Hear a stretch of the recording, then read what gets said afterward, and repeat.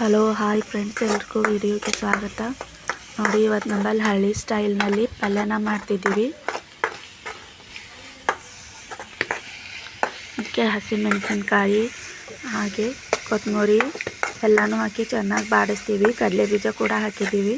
ಕಡಲೆ ಬೀಜ ಬೇಕಾದರೆ ಹಾಕ್ಕೊಳ್ಬೋದು, ಇಲ್ಲಾಂದರೆ ಆಪ್ಷನು.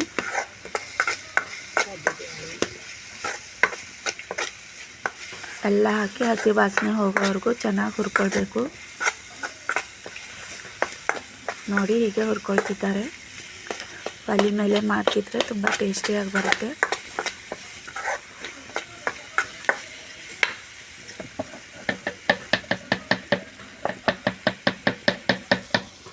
ಈಗ ನೋಡಿ, ನಮ್ಮಮ್ಮ ಅದನ್ನು ಹೇಗೆ ಮಾಡಿರೋ ಪುಂಡಿ ಪಲ್ಯನ ಹಾಕ್ತಿದ್ದಾರೆ. ಚೆನ್ನಾಗಿ ಕುದಿಸಿರೋದು.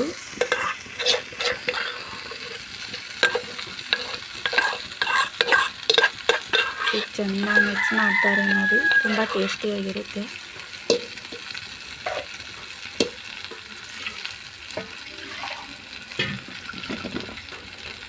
ಸ್ವಲ್ಪ ನೀರನ್ನು ಕೂಡ ಹಾಕಬೇಕು.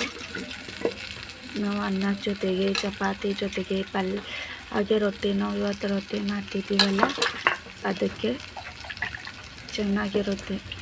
ಅನ್ನದ ಜೊತೆಗೆ ಕೂಡ ತುಂಬ ಚೆನ್ನಾಗಿರುತ್ತೆ. ಒಂಥರ ಗೊಜ್ಜು ಥರ ಕೂಡ ಇರುತ್ತೆ, ಪಲ್ಯದ ಥರನೂ ಕೂಡ ಇರುತ್ತೆ.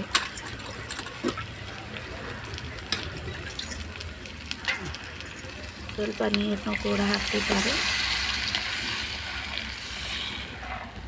ನೋಡಿ, ಈ ಥರ ಮಾಡಿಕೊಂಡ್ರೆ ತುಂಬ ಚೆನ್ನಾಗಿರುತ್ತೆ.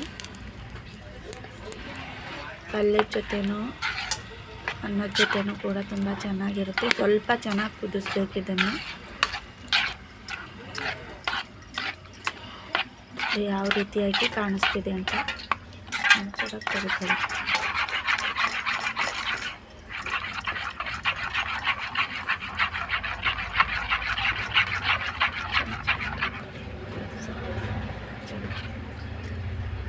ನೋಡಿ, ಈ ಥರ ಹೇಗೆ ಬರುತ್ತೆ ಅಂತ ನೀವು ಒಂದ್ಸಲ ಇದನ್ನು ಮಾಡ್ಕೊಳ್ಳಿ, ತುಂಬ ಚೆನ್ನಾಗಿರುತ್ತೆ. ಓಕೆ, ಬಾಯ್.